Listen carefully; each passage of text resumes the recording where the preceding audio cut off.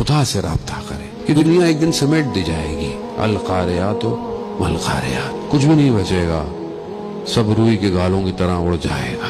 کوئی چیز بچے گی تو انسان کا عمل ہے. بس زندگی میں انسان بھاگتا رہتا ہے، دوڑتا رہتا ہے، یہ بنا لے وہ بنا لے. اچھا ہے حلال رزق کمانا، اچھا گھر بنانا، اچھی زندگی گزارنا بری بات نہیں ہے، لیکن انسان اسی بھاگ دوڑ میں شداد 300 سال لگے جنت بنانے میں. لیکن جیسی جنت کے دروازے پر پہنچا، دیکھا ایک جوان نظر آیا. کہا تم کون ہو؟ پہلے کبھی تمہیں دیکھا نہیں ہے. کہا میں ملک الموت ہوں، میں روح قبض کرنے آیا ہوں. کہا مجھے اتنا تو وقت دو، میں تھوڑا اندر چلا جاؤں. 300 سال لگے.